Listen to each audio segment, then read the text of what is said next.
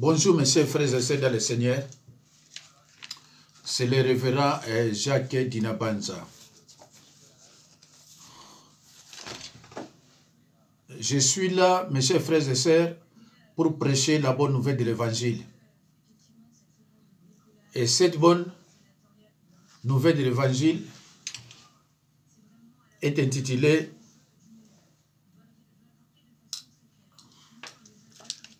L'humilité suppose l'absence d'orgueil et de vanité. Mes chers frères et sœurs dans le Seigneur, dans certaines cultures de l'Antiquité, l'humble était généralement un esclave, un être avili, misérable, pitoyable. À l'inverse, la Bible dit clairement que l'humilité conduit à l'honneur. L'humilité conduit à l'honneur. Être humble ne signifie pas ne pas avoir d'aptitude ni ne rien réussir. Être humble ne signifie pas ne pas avoir d'aptitude ni ne rien réussir. Jésus n'a jamais nié être le Fils unique engendré de Dieu. Il n'a jamais dit non plus que son ministère terrestre était sans importance. Marc 14, 61 à 62. Jean chapitre 6, verset 51. Un signe de force sans contexte. Jésus-Christ s'est fait connaître de ses contemporains grâce à des œuvres de puissance. Jésus-Christ s'est fait connaître de ses contemporains grâce à des œuvres de puissance. Actes des Apôtres 2, 22. Pourtant, aux yeux de certains, il était le plus humble des humains. Frères et sœurs en Christ. L'humilité suppose l'absence d'orgueil et vanité. Une personne humble a une juste opinion d'elle-même, de ses points forts et de ses points faibles, de ses réussites et de ses échecs. Paul a donné un excellent conseil sous ce rapport. Mes chers frères et sœurs, une personne humble a une juste opinion d'elle-même, de ses points forts, de ses points faibles, de ses réussites et de ses échecs. Paul a donné un excellent conseil sous ce rapport. Romains 12, verset 3. Paul parle ici par la grâce qui lui fut donnée comme apôtre du Seigneur Jésus. Il va traiter de diverses façons de penser, droites ou déformées. Tout d'abord, il déclare que rien dans l'Évangile n'encourage quiconque à entretenir un complexe de supériorité.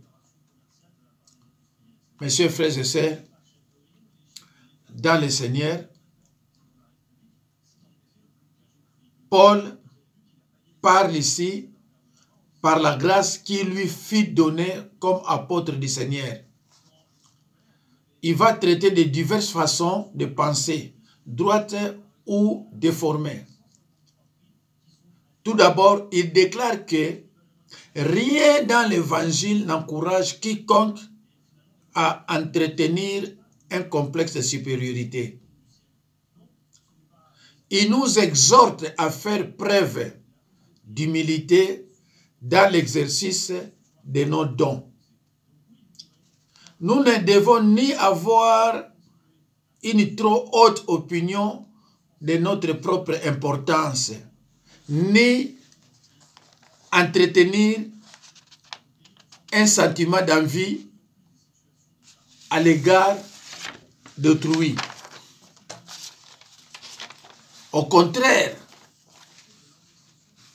nous devons comprendre que chaque personne est unique et que nous avons tous une tâche importante à accomplir pour le Seigneur. Mes chers frères et sœurs dans le Seigneur, nous devons être contents de la place que Dieu nous a donnée dans le corps de Christ et chercher à exercer nos dons avec toute la force que Dieu nous accorde. Tous ceux qui suivent ces conseils font preuve d'humilité. Sous inspiration, Paul a adressé cette exhortation aux Corinthiens. Sous inspiration, Paul a adressé cette exhortation aux chrétiens. Ne faites rien par esprit de dispute, ni par désir de vous mettre en avant, mais estimez avec humilité que les autres sont supérieurs à vous. Philippiens 2, verset 3. Dieu élève les humbles. C'est ce qu'a souligné l'apôtre Jacques quand il a écrit « Humiliez-vous aux yeux de Dieu et il vous élèvera ». Jacques 4, 10. Frères et sœurs en Christ, le manque d'humilité suscite souvent confusion et conflit entre groupes ou entre individus. Frères et sœurs en Christ, le manque d'humilité suscite souvent confusion et conflit entre groupes ou entre individus. Même dans nos familles, le manque d'humilité suscite souvent confusion et conflit entre groupes ou entre individus ou dans nos familles. L'humilité, par contre, est source de bienfaits. L'apôtre Paul associe l'insolent et les fanfarons à l'orgueilleux. Romains chapitre 1, verset 30. La vantardise est critiquée en Jacques 4, 16. Mes chers frères et sœurs, comprenez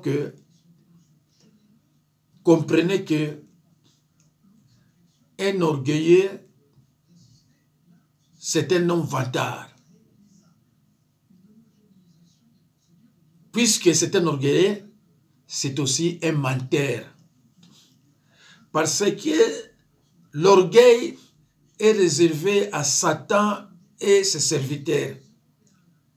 C'est par l'orgueil, c'est cet orgueil qui a provoqué la chute de l'ennemi. Si vous n'avez pas l'humilité, demandez à Dieu de vous les revêtir. C'est très très important. Comme il quitte ça, quel que soit comment. Celui qui a l'amour doit avoir aussi l'humilité. Mais celui qui prétend avoir l'amour, mais c'est un orgueilleux, c'est un menteur. On ne peut pas avoir l'amour et l'orgueil. Non. Si vous avez l'amour, c'est-à-dire vous avez aussi l'humilité. L'amour ne connaît ni l'arrogance, ni la vanité qui font la perte des enseignements hérétiques. De 1 Timothée 6, verset 4. Pour Paul, l'évangile exclut fondamentalement toute raison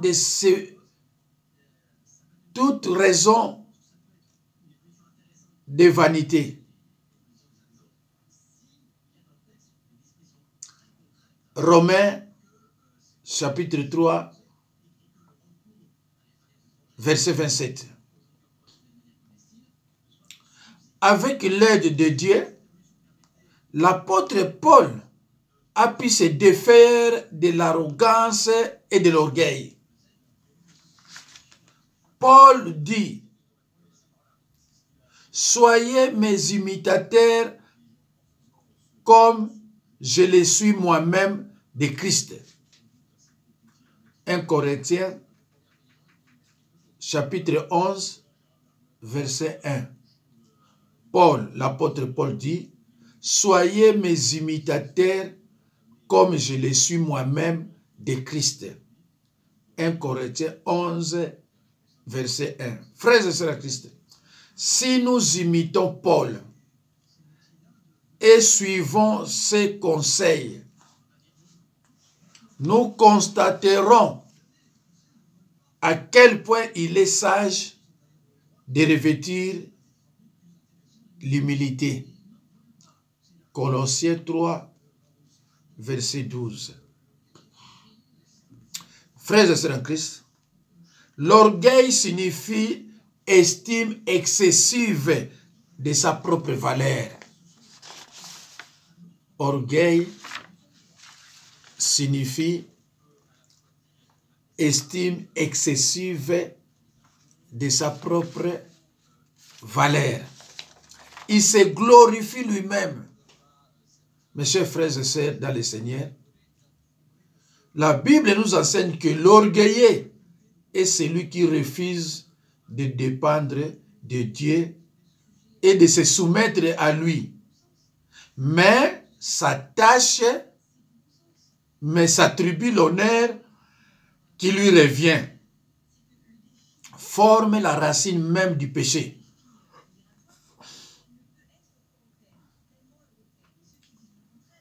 Mes chers frères et sœurs dans le Seigneur, la Bible nous enseigne que l'orgueilleux est celui qui refuse de dépendre de Dieu et de se soumettre à lui, mais s'attribue l'honneur qui lui revient. Cela forme la racine même du péché. Frères et sœurs en Christ, l'orgueil apparaît pour la première fois lorsque Lucifer a tenté de lever son trône dans le lieu céleste, manquant son indépendance à l'égard de Dieu. C'est cet orgueil qui a conduit Satan à la chute. Ésaïe 14, verset 13. L'orgueil, c'est l'opposé de l'humilité.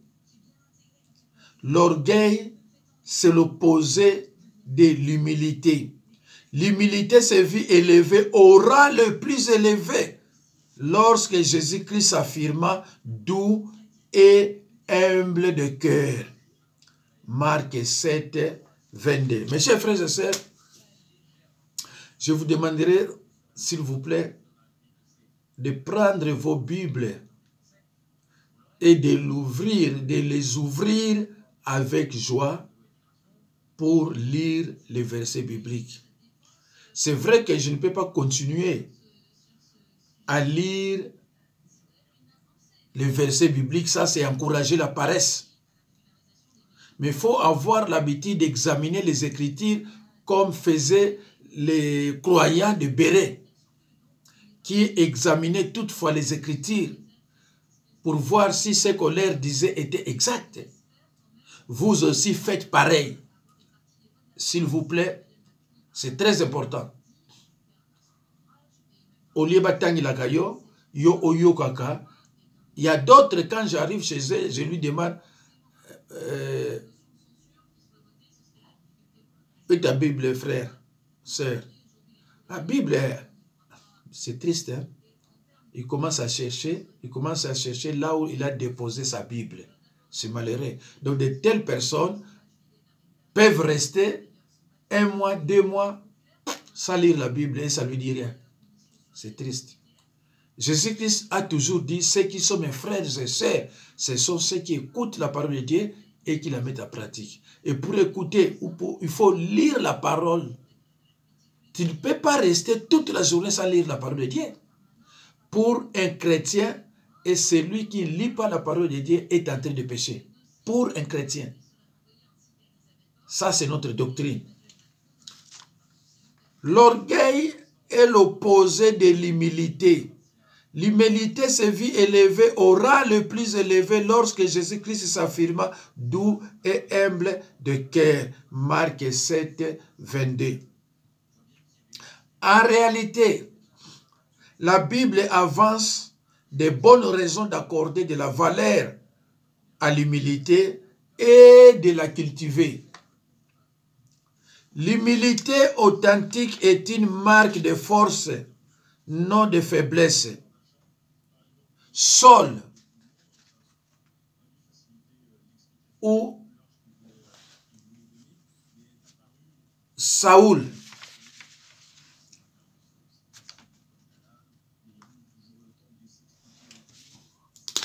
mes frères et sœurs, excusez-moi, je crois, c'est pas grave. En réalité, la Bible avance de bonnes raisons d'accorder de la valeur à l'humilité, de la cultiver, d'humilité authentique, de la cultiver. L'humilité authentique est une marque de force, non de faiblesse. Saul, c'est-à-dire Saoul, était originaire d'une ville importante, appartenant probablement à une famille distinguée.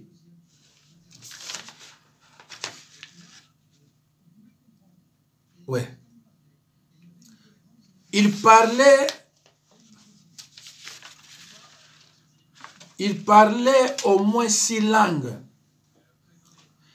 et était membre d'un groupe religieux juif renommé les pharisiens. Mes chers frères et sœurs, Saul a certainement appris à négliger les gens du peuple, à dédaigner les gens du peuple et à se croire plus juste que les autres. Mes chers frères et sœurs dans le Seigneur, prenez vos Bibles, ouvrez-les avec joie et lisez dans l'évangile de Luc 18, 11 à 12. Mes chers frères et sœurs dans le Seigneur, les pharisiens affichaient un air supérieur. Ils aimaient être en vue et porter des titres ronflants. Les pharisiens affichaient un air supérieur. Ils aimaient être en vue et porter des titres ronflants. Matthieu 23, 6 à 7.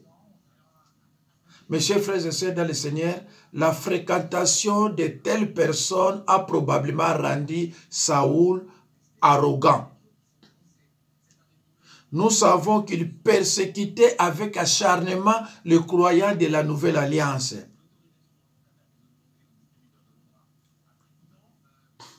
Des années plus tard, devenu l'apôtre Paul, il a reconnu avoir été un blasphémateur, un persécuteur et un homme violent. Mes chers frères et sœurs dans le Seigneur, les pharisiens affichaient un air supérieur.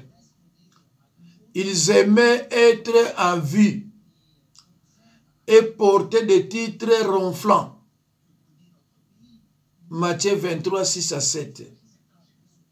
Et la fréquentation de telles personnes a probablement rendu Saoul arrogant. Mes chers frères et sœurs dans le Seigneur, nous savons qu'il persécutait avec acharnement les croyants de la Nouvelle Alliance. Mais des années plus tard, devenu l'apôtre Paul, il a reconnu avoir été un blasphémateur, un persécuteur et un homme violent. Mais il a obtenu miséricorde. 1 Timothée, chapitre 1, verset 13. Saoul est devenu apôtre chrétien Paul et sa personnalité a changé complètement. Saul est devenu l'apôtre chrétien Paul et sa personnalité a changé complètement. Désormais, il se présentait humblement comme un homme plus petit de tous les saints. Éphésiens 3.8. Éphésiens 3.8. C'est lui qui a également adressé l'exhortation suivante à ses compagnons chrétiens. Revêtez-vous de tendres affections. De la compassion, ainsi que de bonté, d'humilité, de douceur et de patience. Colossiens 3, 12. Frères et sœurs en Christ, en définitive, l'orgueil engendre les mensonges, les mépris, les conflits et la dictature. Il nous rend odieux aux yeux des créateurs qui ne donnent sa gloire à personne. Mes chers frères et sœurs, dans le Seigneur, il est inutile et superflu d'être orgueilleux, car tout est vanité de vanité. Mais pourquoi être orgueilleux? Pourquoi se revêtir de ces titres? Pourquoi se revêtir d'orgueil? Ça ne vaut même pas la peine. Car la Bible nous enseigne dans Ecclésiaste 1, 2 à 4, tout est vanité de vanité. Pamba mon pamba. Ngai. Et le côté. Et le côté. Comment il s'élève tout.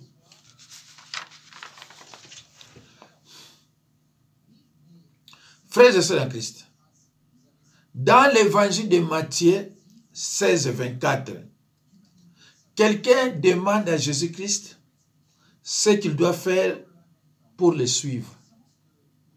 Jésus-Christ lui dit, si tu veux me suivre, renonce à toi-même.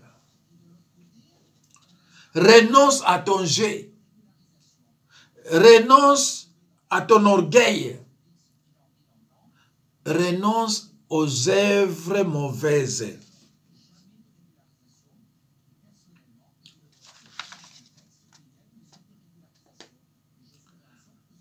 Et s'abandonner si complètement à la volonté du Seigneur que le moi n'a plus de place.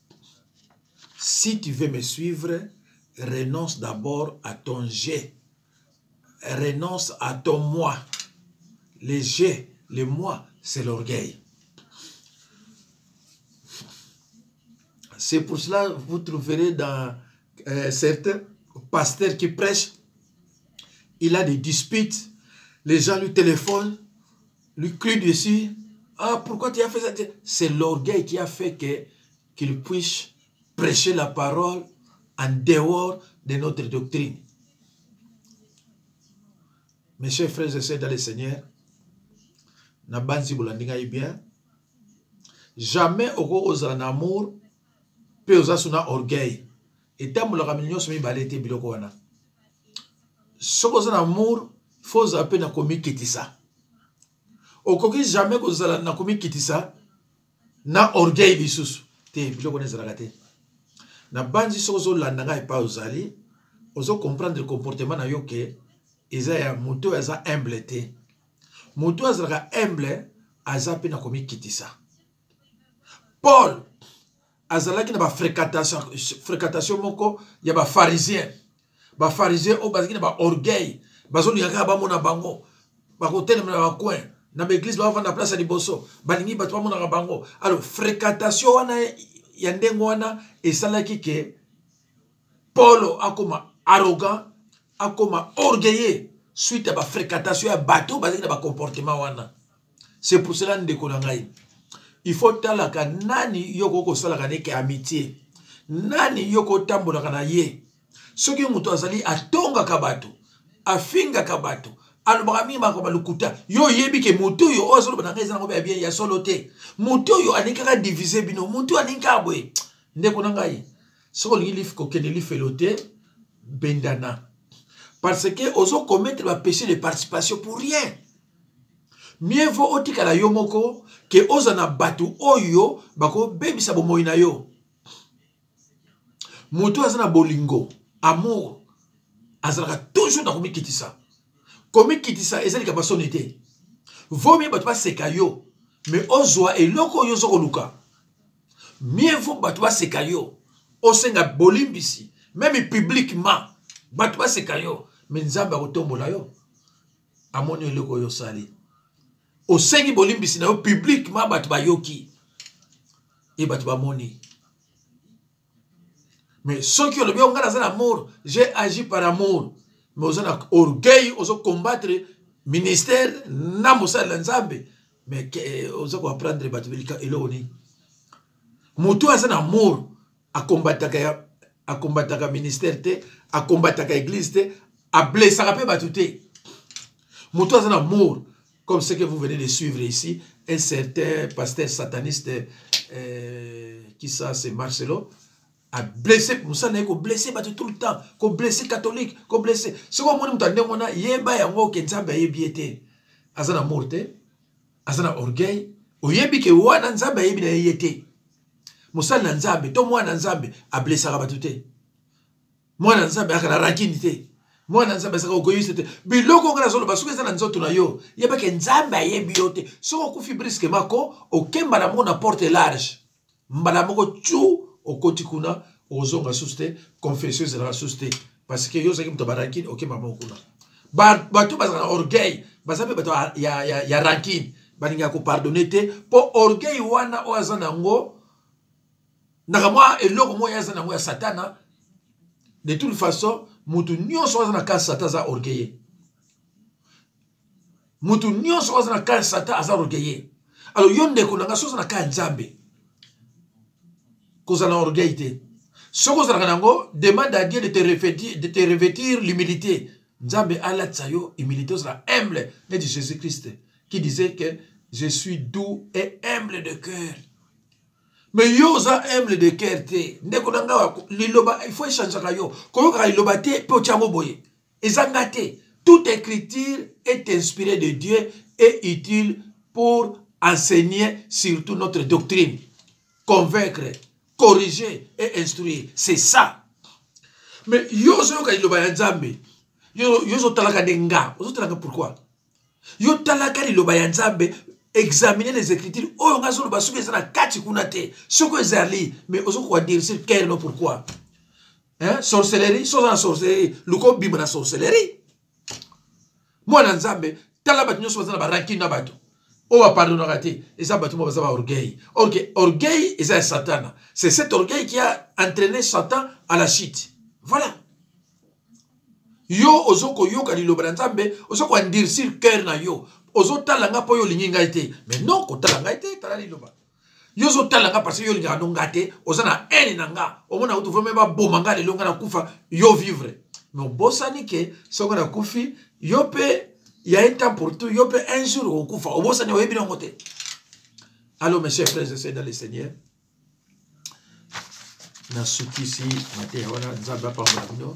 que Dieu bénisse vos familles restreintes, vos familles élargies, vos amis, vos camarades et surtout vos ennemis. Merci, que Dieu vous bénisse. Au revoir et à la prochaine occasion. Merci.